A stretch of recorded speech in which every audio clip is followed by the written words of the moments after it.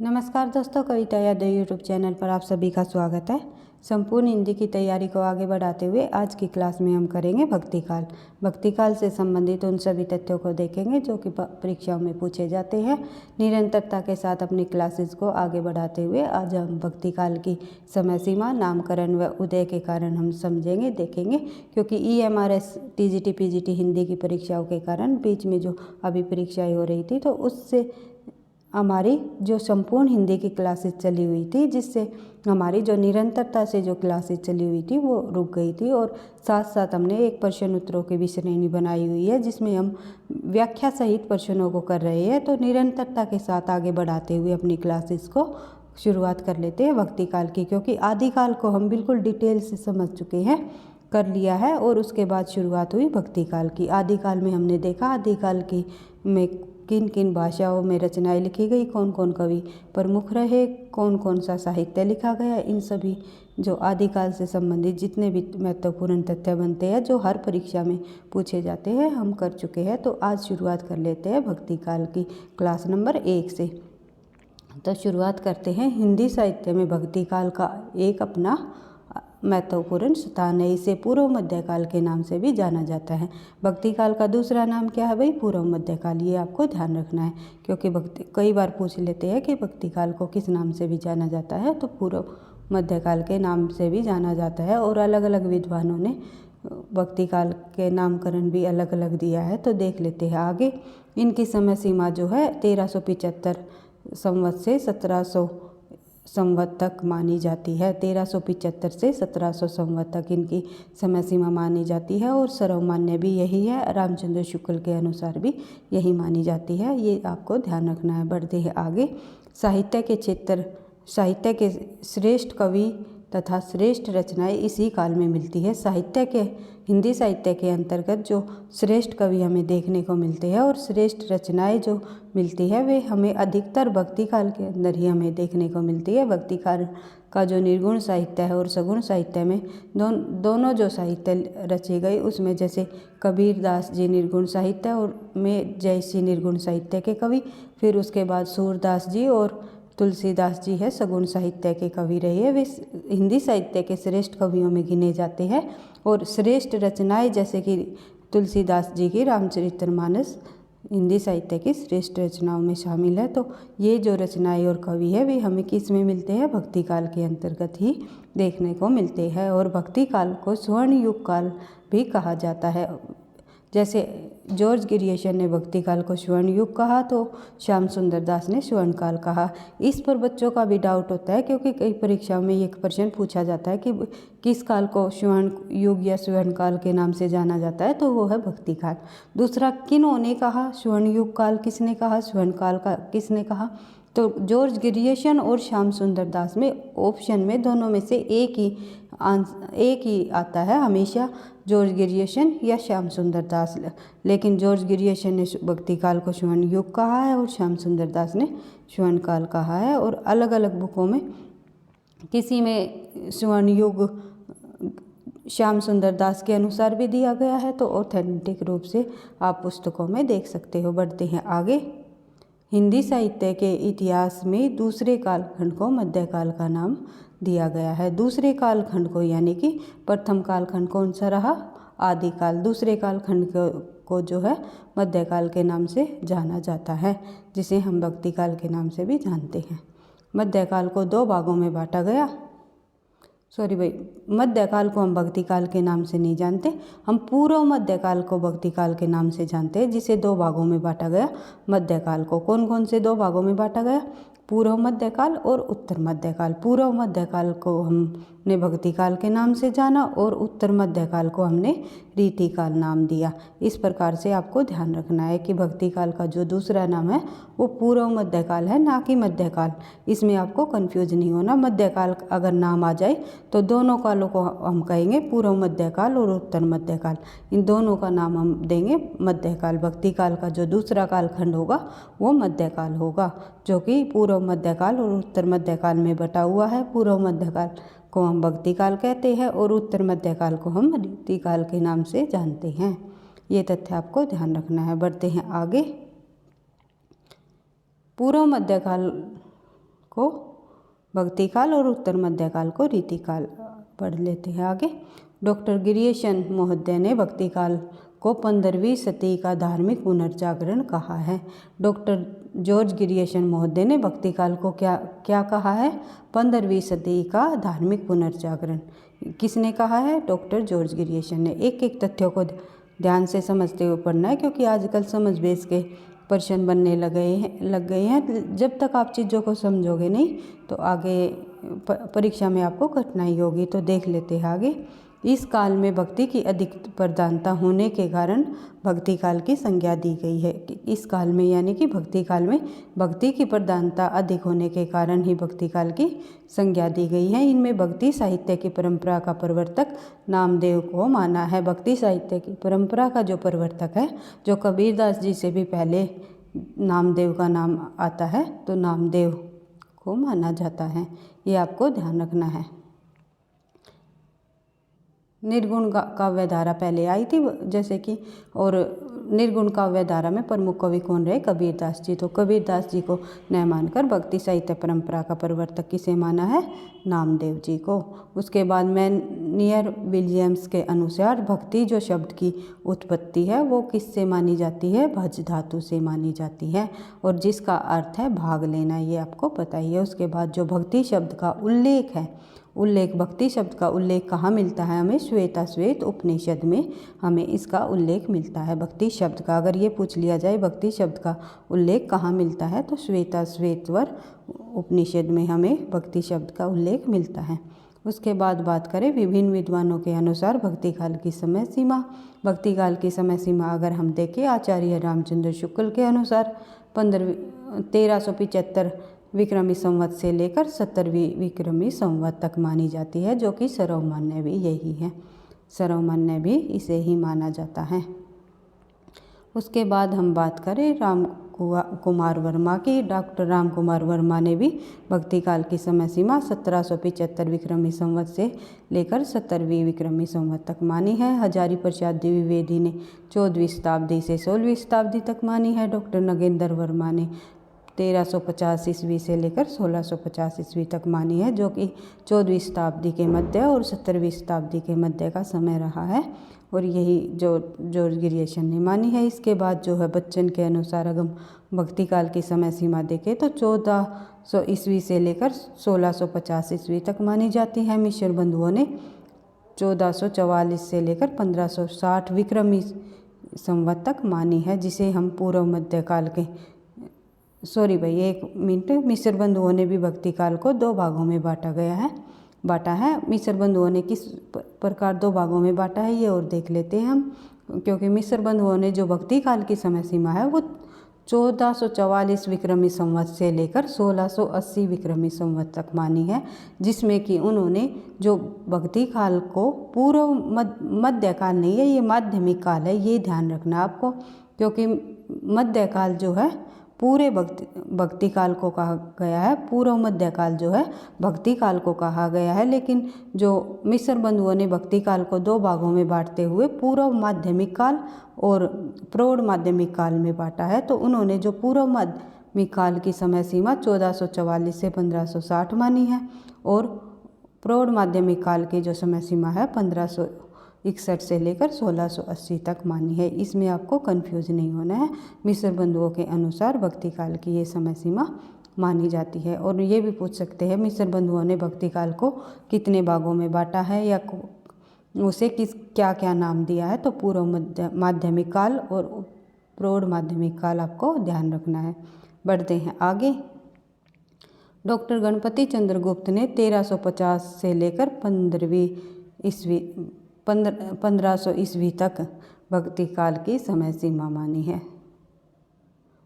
उसके बाद बात करें भक्ति काल का नामकरण। भक्ति काल के जब हम नामकरण की बात करते हैं तो आचार्य रामचंद्र शुक्ल ने दोहरे नामकरण की प्रवृत्ति को अपनाते हुए भक्ति काल को पूर्व मध्यकाल भी कहा है और भक्ति काल भी नाम दिया है। जिस प्रकार आचार्य रामचंद्र शुक्ल ने आदिकाल को आदिकाल भी कहा और आदिकाल को उसकी प्रवृत्ति के आधार पर वीर गाथा काल भी नाम दिया। उसी प्रकार भक्ति काल को भी उन्होंने पूर्व मध्यकाल नाम दिया और भक्ति काल नाम भी उन्होंने स्वीकार किया है। आचार्य रामचंद्र शुक्ल ने हमेशा दोहरे नामकरण की प्रवृत्ति को अपनाया है। उसके बाद हजारी प्रसाद द्विवेदी के अनुसार हम बात करें तो इन्होंने भक्ति आंदोलन को ये ध्यान रखना है, रामविलास शर्मा ने भक्ति काल को और हजारी प्रसाद द्विवेदी ने भक्ति आंदोलन को लोक जागरण की संज्ञा दी है। ये आपको ध्यान रखना है। रामविलास शर्मा और हजारी प्रसाद द्विवेदी के अनुसार अगर पूछ लिया जाए तो लोक जागरण की संज्ञा किसने दी है, तो अगर भक्ति आंदोलन शब्द आ जाए तो हजारी प्रसाद द्विवेदी ने भक्ति आंदोलन को लोक जागरण की संज्ञा दी है। लेकिन अगर भक्ति काल का नाम आ जाए तो रामविलास शर्मा ने लोक जागरण काल नाम कहकर पुकारा है भक्ति काल को। उसके बाद बात करें जॉर्ज ग्रियर्सन की, तो जॉर्ज ग्रियर्सन ने भक्ति काल को हिंदी साहित्य का स्वर्ण युग कहा है। उसके बाद हम बात करें भक्ति आंदोलन के उदय के कारण। भक्ति आंदोलन के उदय के कारण की बात करें तो ऐसा माना जाता है कि भक्ति भावना दक्षिण भारत से उत्पन्न हुई। भारत के दक्षिण हिस्से में भक्ति की उपज मानी जाती है, ये माना जाता है ऐसा। लेकिन जैसे कि कबीरदास जी की एक पंक्ति भी है, द्रविड़ भक्ति उपजी लाए रामानंद, तो दक्षिण भारत में भक्ति की उपज हुई और उत्तर भारत में कौन लेकर के आई उसे?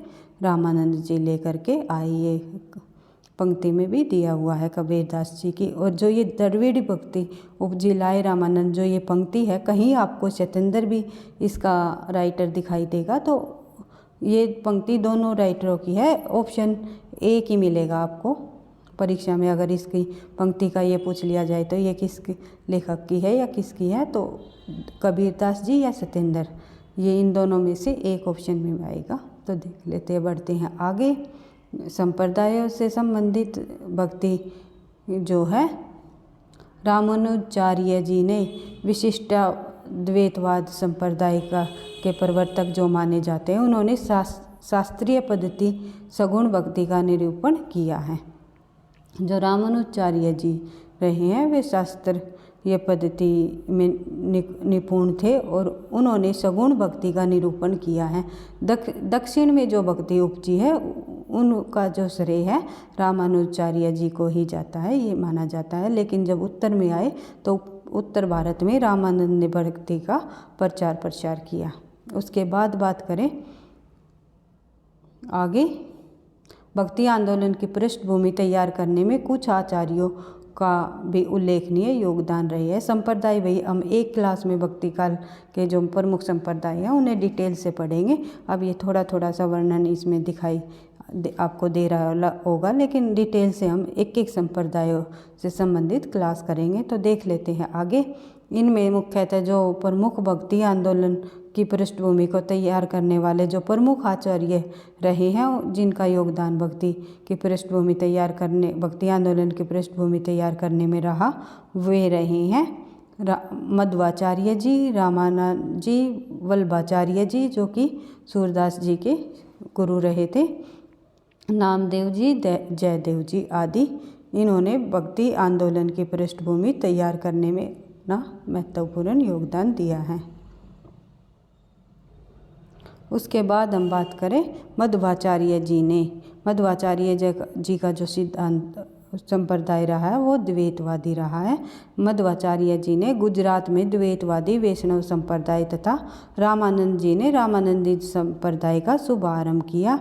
इन्होंने विष्णु के अवतार राम की उपासना पर बल दिया। ये जो सभी जो भक्ति आंदोलन के जो प्रवर्तक करता रहे हैं, जिन्होंने अपना महत्वपूर्ण योगदान दिया है, उन्होंने विष्णु के अवतार राम की उपासना इन्होंने की है। और वल्लभाचार्य जी ने शुद्ध अद्वैतवाद के अनुसार कृष्ण भक्त के आचार्य रहे। जो मध्वाचार्य और रामानंद जी रहे हैं वे राम के उपासक रहे हैं, और जो वल्लभाचार्य जी रहे हैं वे शुद्ध अद्वैतवाद के जो प्रवर्तक माने जाते हैं, वे कृष्ण के भक्त रहे हैं। ये आपको ध्यान रखना है। ये पूछ सकते हैं परीक्षा में, कौन विद्वान मतलब कौन लेखक या इनमें से राम के उपासक कौन रहे हैं, इनमें से कौन राम के उपासक नहीं रहे, इस प्रकार से प्रश्न बन जाता है। इनमें से कृष्ण के उपासक कौन है, तो इस प्रकार आपको ध्यान रखना है। कौन विद्वान राम की भक्ति, किन्होंने राम की भक्ति की है और किन्होंने कृष्ण की उपासना की है, इस प्रकार से बढ़ते हैं थोड़ा और आगे। नामदेव जी ने भक्ति को महत्व दिया है और जयदेव ने पूर्वी भारत में कृष्ण के प्रेम के गीत गाए हैं। पूर्वी भारत में कृष्ण के प्रेम के गीत गाए हैं किन्होंने, जयदेव जी ने, जो कि संस्कृत के एक बहुत बड़े कवि रहे हैं। उसके बाद बात करें जिसका जो गीत गाए हैं कृष्ण के प्रेम, जिसका जो विद्यापति ने अनुसरण भी किया है।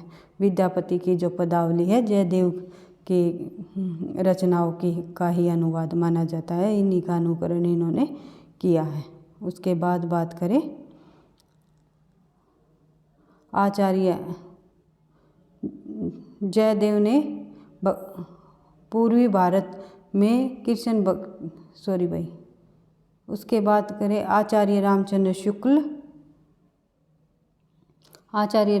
शुक्ल ने इस्लाम आक्रमण की प्रतिक्रिया को भक्ति आंदोलन का कारण बताया है। क्या बताया है आचार्य रामचंद्र शुक्ल ने? इस्लाम आक्रमण की प्रतिक्रिया का कारण। मैंने पूरा का पूरा कथन नहीं लिखा क्योंकि वर्डों से आपको अधिक समझ आएगा, क्योंकि परीक्षा में जब आपके सामने कथन आएगा तो उसमें आपको ये देखना है कि इस्लाम आक्रमण की प्रतिक्रिया का कारण किसने माना है भक्ति के उदय का, तो ये हो जाएगा आचार्य रामचंद्र शुक्ल ने। ये छोटी छोटी कोटेशन मैंने इसलिए लिखी है ताकि आप लंबी कोटेशन अच्छे से याद नहीं कर सकते, तो इन छोटे छोटे लाइनों को आप अच्छे से याद कर सकते हो। तो और आगे चल के हम कथन को भी देखेंगे जो कि परीक्षा की दृष्टि से अति महत्वपूर्ण है, क्योंकि आजकल कथनों से संबंधित भी प्रश्न पूछे जा रहे हैं, तो कथनों को अधिक महत्व दिया गया है परीक्षा में। इसलिए हम बिल्कुल एक एक क्लास को बिल्कुल डिटेल से करते हुए चलेंगे नए पैटर्न के आधार पर। तो बढ़ते हैं आगे, देख लेते हैं। हजारी प्रसाद द्विवेदी के अनुसार हजारी प्रसाद द्विवेदी जी ने भारतीय चिंतन धारा का स्वाभाविक विकास जो है भक्ति आंदोलन का कारण माना है। उन्होंने जो हजारी प्रसाद द्विवेदी ने उन्होंने शुक्ल के जो कथन को नकारते हुए, जॉर्ज ग्रियर्सन के कथन को नकारते हुए उन्होंने ये माना है कि जो भक्ति का आना बिल्कुल स्वाभाविक है, क्योंकि वहाँ पर अगर किसी की निराश हताश जनता परेशान होकर ईश्वर की भक्ति में जा रही है, ऐसा कुछ नहीं है। भक्ति अगर ऐसा नहीं होता, इस्लाम का आक्रमण न भी होता, तो भी भक्ति का आना उतना ही स्वाभाविक है जितना कि आज, इस प्रकार से उन्होंने अपने कथन में कहा है हजारी प्रसाद द्विवेदी ने। उसके बाद जब रामविलास शर्मा की बात करें तो भक्ति आंदोलन एक जातीय और जनवादी आंदोलन है। ये किन्होंने कहा? भक्ति आंदोलन एक जातीय और जनवादी आंदोलन है, ये बात कही है रामविलास शर्मा जी ने। अगर मुक्ति बोध की बात करें तो ऐतिहासिक सामाजिक शक्तियों के रूप में जनता के दुख व कष्टों से हुआ। भक्ति का जो उदय है वो ऐतिहासिक सामाजिक शक्तियों के रूप में जनता के दुख व कष्टों से हुआ। जनता के दुख व कष्टों से कैसे? जैसे कि आदिकाल में अलग अलग जो साहित्य लिखा गया उससे हमें पता चलता है कि बाहर जैसे इस्लाम का आक्रमण हुआ और जितने भी बाहर जो देश के से बाहर जो बाहर और अंदर दोनों जो हलचलें मची हुई थी, देश पर आक्रमण हो रहे थे, उनका उससे जनता इतनी परेशान थी, युद्धों से इतनी परेशान थी कि वह टूट चुकी थी और दुखी जनता को बिल्कुल कोई सहारा नहीं मिल रहा था। सिर्फ ईश्वर की भक्ति में जाने का एक रास्ता उनके पास था। तो इसी से धीरे धीरे जो जनता का रुझान भक्ति की तरफ बढ़ता गया, एक पूरे के पूरे कालखंड का विकास हो गया, जिसे हम भक्ति काल के नाम से जानते हैं। तो बात कर लेते हैं जॉर्ज ग्रियर्सन की। कहीं इस्लाम का आक्रमण हो रहा था तो कहीं ईसाइयत की देन मानी जा रही थी भक्ति के कालखंड का जो उदय का कारण जॉर्ज ग्रियर्सन ने जो है ईसाइयत की देन माना है, ईसाइयों की देन जो जॉर्ज ग्रियर्सन ने माना है। ताराचंद ने जो हुए हैं विद्वान, तो भक्ति काल का जो उदय है वो अरबों की देन मानते हैं। ये कई बार परीक्षा में पूछा हुआ प्रश्न है भाई, अरबों की देन भक्ति का उदय का कारण किसने माना है, तो ताराचंद ने, आपको ध्यान रखना है। बढ़ते हैं आगे। भक्ति आंदोलन संबंधी विभिन्न विद्वानों के कथन, भक्ति आंदोलन संबंधी विभिन्न विद्वानों के विभिन्न कथन हम देख लेते हैं, क्योंकि मैंने पहले भी आपको बताया था कथन संबंधी एक प्रश्न अवश्य ही पूछा जाता है। तो आचार्य रामचंद्र शुक्ल के अनुसार अगर हम बात करें तो भक्ति आंदोलन के लिए तत्कालीन राजनीतिक परिस्थितियों को जिम्मेदार मानते हुए उनके अनुसार देश में मुसलमानों का राज्य प्रतिष्ठित हो जाने पर हिंदू जनता के हृदय में गौरव और उत्पात के लिए वह स्थान न रह गया, तो अपने पौरुष से हताश जाति के लिए भगवान की शक्ति और करुणा की ओर ध्यान ले जाने की अतिरिक्त दूसरा मार्ग ही क्या था। एक परीक्षा में कई बार ये कोटेशन पूछी गई है। अपने पौरुष से हताश जाति के लिए भगवान की शक्ति और करुणा की ओर ध्यान ले जाने के अतिरिक्त दूसरा मार्ग ही क्या था। यह किसने कहा, किस विद्वान ने कहा भक्ति आंदोलन के उदय के संबंध में, तो ये आचार्य रामचंद्र शुक्ल जी ने ये कारण बताया कि जनता इन युद्धों से, मुसलमानों के आक्रमण से ये हताश, निराश हो चुकी थी और उसके पास जो ईश्वर की भक्ति के अलावा दूसरा रास्ता ही नहीं था।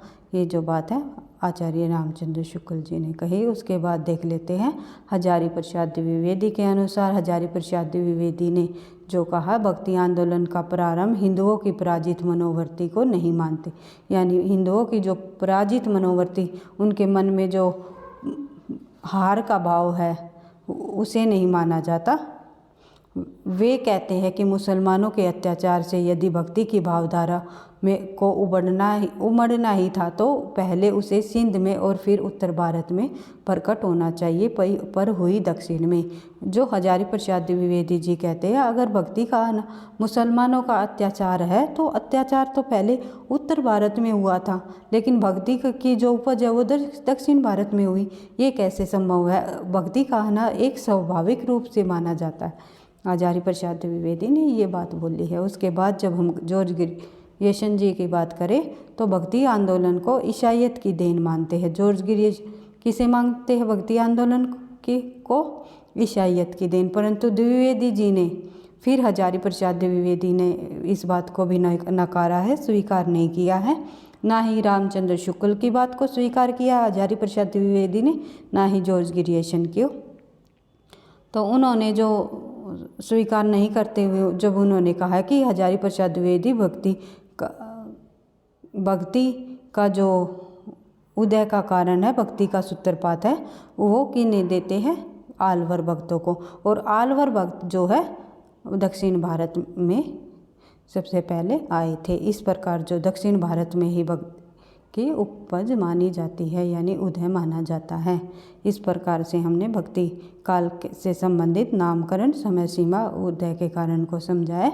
फिर भक्ति काल के प्रवृत्तियों और जो भक्ति काल के काल विभाजन, वर्गीकरण, एक एक निर्गुण काव्यधारा और सगुण काव्यधारा को बिल्कुल एक एक कवियों को डिटेल से पढ़ते हुए अपनी तैयारी को DET+B, NTA, NET और अन्य TGT PGT संबंधी सभी परीक्षाओं के लिए आगे निरंतरता के साथ बढ़ाते हुए आगे चलेंगे। और बीच बीच में हम संपूर्ण हिंदी साहित्य से संबंधित व्याख्या सहित प्रश्न उत्तरों की श्रेणी को भी आगे बढ़ाते हुए करते रहेंगे। 250 प्रश्नों को हम कर चुके हैं। जिस भी ने अभी तक उस सीरीज़ को व्याख्या सहित प्रश्न उत्तरों की श्रेणी नहीं देखा है तो आप पीछे की क्लास में जा कर के या फिर प्लेलिस्ट में मिल जाएगी, आपको देख सकते हो। क्योंकि आगे जो भविष्य में होने वाली परीक्षाएँ हैं, काफ़ी सारे प्रश्न आपको वहीं से देखने को मिलेंगे। तो वीडियो अच्छी लगी तो लाइक करना, दोस्तों के साथ शेयर करना, चैनल पर पहली बार हो तो सब्सक्राइब कर लेना ताकि नोटिफिकेशन समय पर मिलता रहे। हर रोज़ 6 बजे